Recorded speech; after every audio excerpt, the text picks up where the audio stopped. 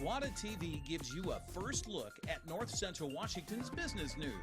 You'll hear from our local business, tech, and education companies as Jenny discusses hot topics and current events with some of the best innovators and pioneers in North Central Washington. Hello, North Central Washington. I'm Jenny Rojanasatian, your host for GWATA TV.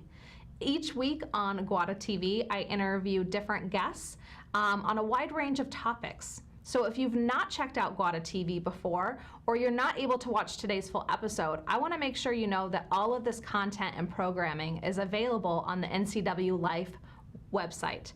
So be sure to go to ncwlife.com to check out all of GWATA TV's episodes, things like cybersecurity and STEM education, to past looks at entrepreneurial panels. Lots of great content, fun programming, and of course on today's episode, I'm interviewing a new guest. We're bringing on the team from Pinnacle Prep, which is a charter school that is set to open in the next couple of years here in the Wenatchee Valley. We're going to be talking about what a charter school is, why it's different than a traditional K-12 model, and what their plans are for the community. So join me in just a minute. We'll be on air with Pinnacle Prep.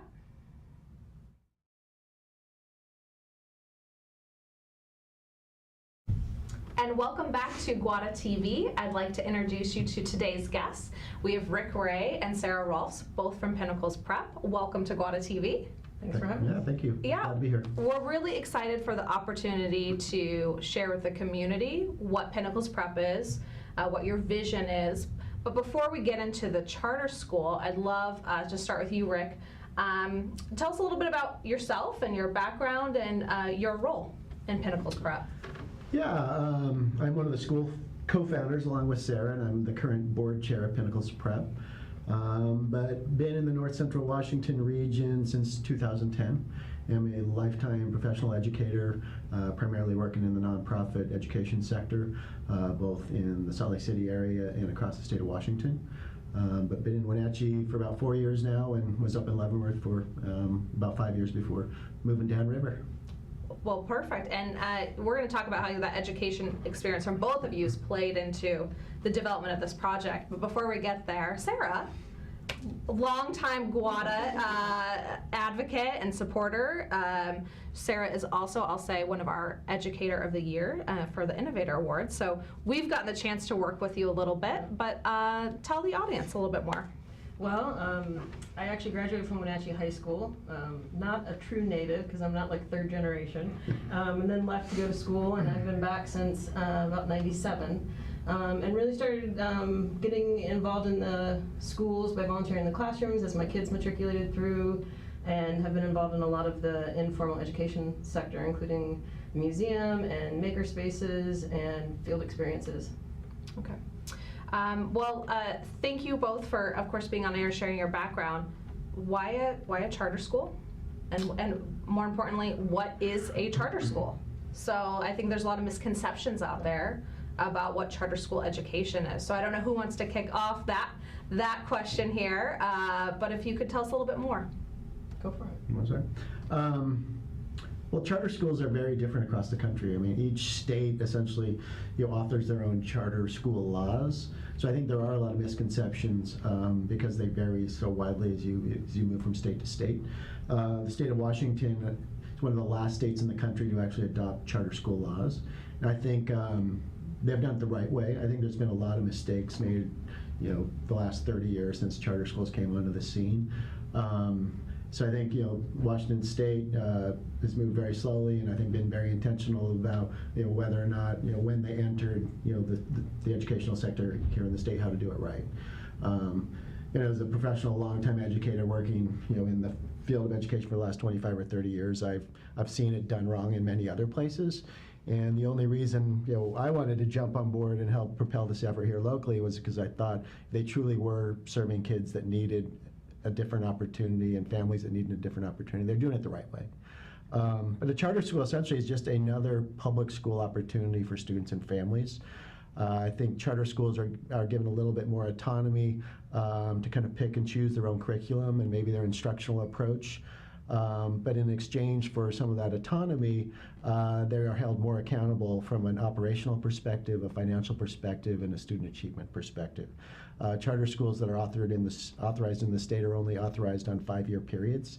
And in order to become authorized, you have to prove to the Charter School Commission in Olympia that you truly are serving some of the most underserved populations in your community. And that's really the impetus behind the law. Educators and policymakers saw that not all families were being served equally, or there was a need for additional approaches to maybe serve some kids that weren't responding in a traditional public system.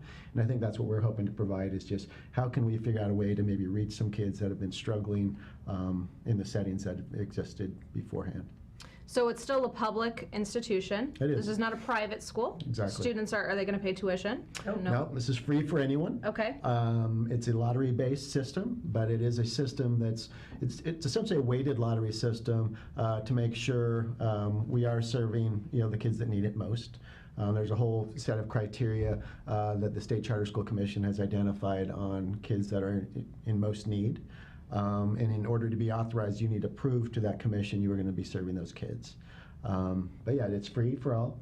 And I think another different thing, and there are some misconceptions, we won't be governed by a local school board, but we will be governed by a local nonprofit board, as well as a regulatory agency in Olympia that exists inside of OSPI. So there's multiple kind of oversight boards.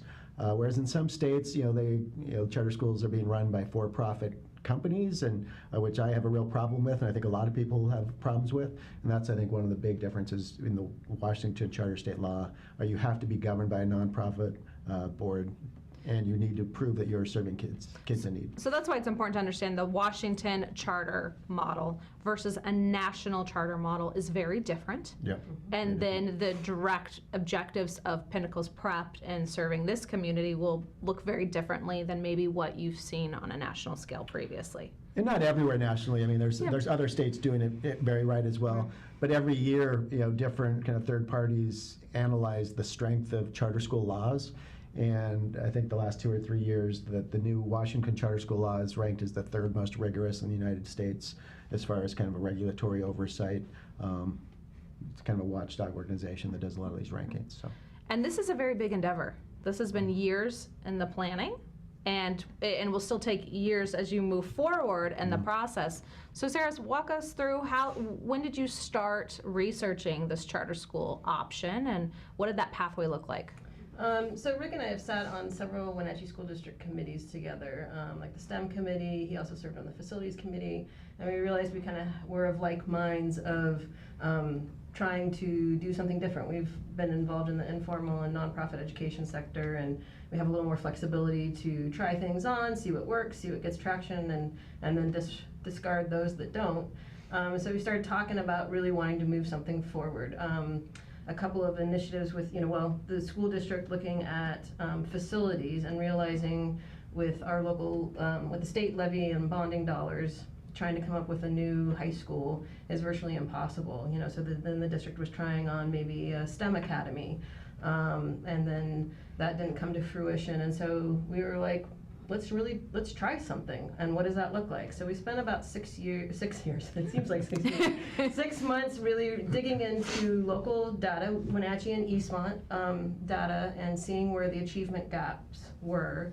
And then what were some possibilities, what are the options for trying to address those? And we came across this Washington Charter Schools Association School Leadership and Design Fellowship. And we really felt like, well, if we can get into this fellowship, then we feel like we'll have the tools and access to expertise to be able to do it right.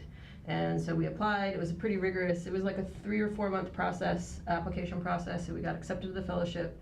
And so this last year, we've really been focusing on community outreach. We really want the community to help build this school. So we've dug into the data, but so what does that mean? So we have some ideas. We were trying them out in the community. We've been at several, canvassing events and events and throughout the community asking the I think we have some photos here too on screen of, you've also been doing research in other communities. Yes, we've been traveling actually around, we were in San Diego and we've been in Denver looking at and Spokane, looking at what other school options are and helping to develop our model. And as we see some of these pictures, tell us why this model of school looks different. I mean, you can obviously see it very visually on the screen. Right. It's a different experience. Yep. Yeah, I mean, a lot of this, a big tenet or a key element, of the school we hope to build is very much a hands-on, project-based, place-based experience where, it's not 100% of direct instruction happening all day long. We certainly think there needs to be some real strong fundamental foundational skills, across core curriculum, but we're really trying to build a school that mimics kind of the real world workplace a little bit more than maybe, some traditional classrooms do. So we have been looking at a lot of very successful kind of project-based learning environments, inquiry-based learning environments. And like Sarah said, we've also spent a lot of time interviewing kids, middle school students, high school students, what's working well here in Wenatchee, what could be improved upon. We really want this to be a community-informed model as well as kind of a nationally informed model based on award-winning schools across the country. What I love about your commitment to the project-based learning that's mimicking, right, the workforce is that's what school's for, is preparing children to have a successful future, right? And 99.9% of us are going into the workforce once we leave school. So I think that's a great initiative that you guys are doing. We're going to dive more into your specific vision for Pinnacles Prep and what's ahead in the pathway. But first we have to head to a commercial break. So join us right back in a few minutes with Sara and Rick from Pinnacles Prep.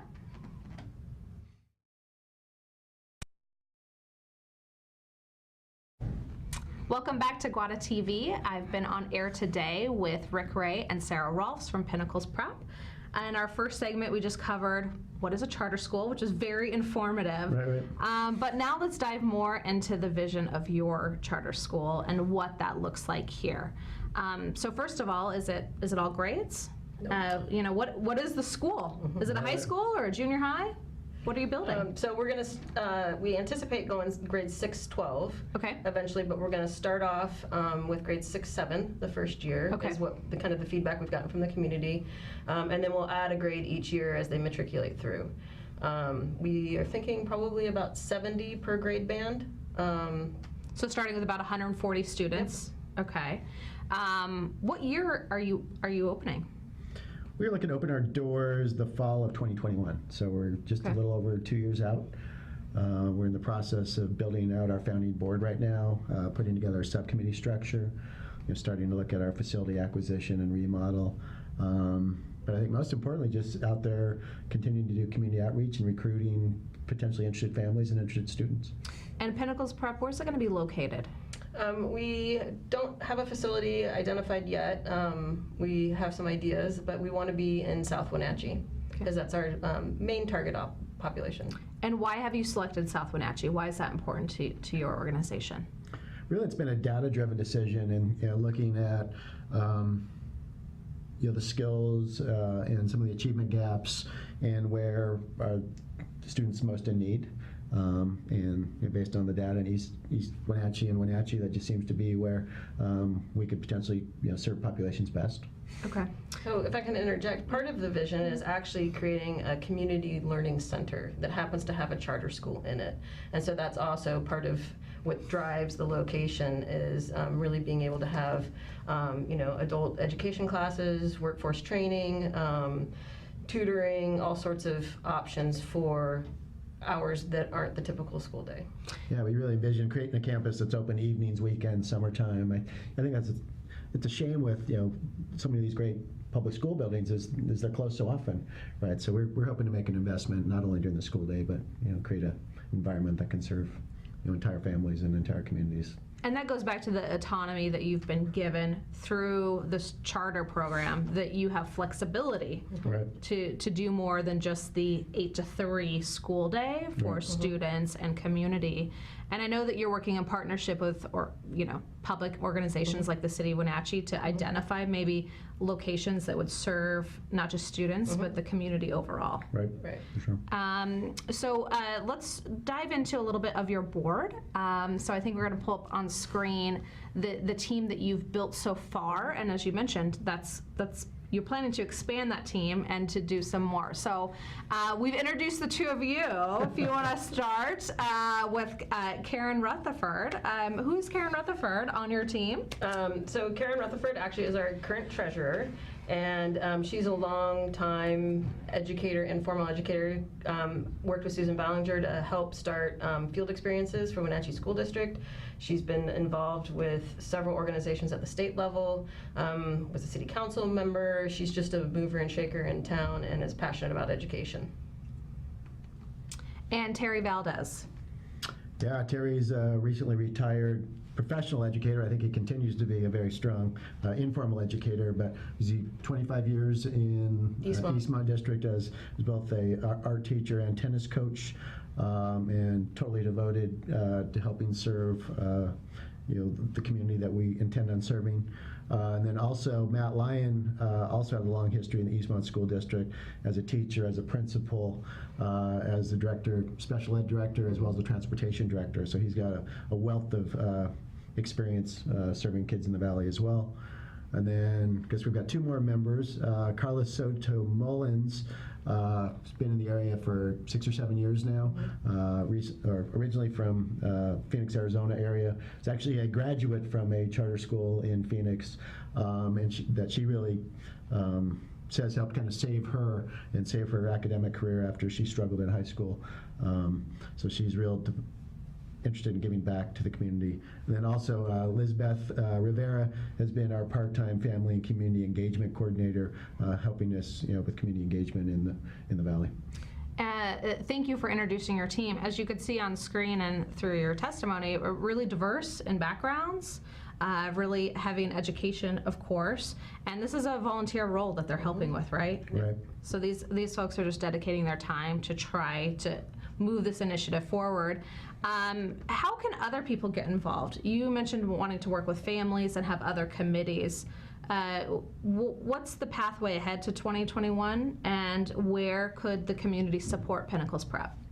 Well, some of our committee structure is going to include an instructional design committee, a facilities committee, and then a community outreach committee. So actually going to our website, there's a way to fill out a contact form, and then we'll have newsletters, and then that's also a way to let us know if you're interested in serving on those. We do also envision, once we have students, that we would have a student advisory council and then a community and parent advisory group that will help guide where we go. And another piece is we do anticipate having to do quite a bit of fundraising the next couple of years. That's another piece that makes the charter schools different than traditional public schools. The law says we're not able to access any local bond dollars or any local levy dollars. So from a startup perspective, it makes it even more challenging for us to get off the ground, which is one of the reasons we pursued this fellowship opportunity. They do bring in some startup monies to help with the facility in startup years, since we're not able to access any of those local dollars. So yeah, we're going to be hosting some development fundraising activities here in the next 24 months, and hoping the community will come out and support us. And you've just selected a leader to help drive that vision forward. So congratulations on hiring your first Pinnacles Prep principal. Tell me about your principal and who they are. So Jill Finnis, she's currently the science field coordinator for Wenatchee School District, and I've worked with her over the years on several projects. She is so passionate about diversity, equity, and inclusion, and really making sure that our programming efforts reach all kids, maintaining the rigor and expectations high, and giving them the supports that they need in order to achieve that. And she actually, she's been a district administrator, but previously she did a principal internship here locally under Corey Callahar at Westside. Yeah. So she's got some leadership principal experience as well. And Corey's really been able to apply kind of non-traditional methods to grow Westside. They do amazing things at Westside High School. Really can complement their team. So congratulations on having your principal and starting to steer ahead.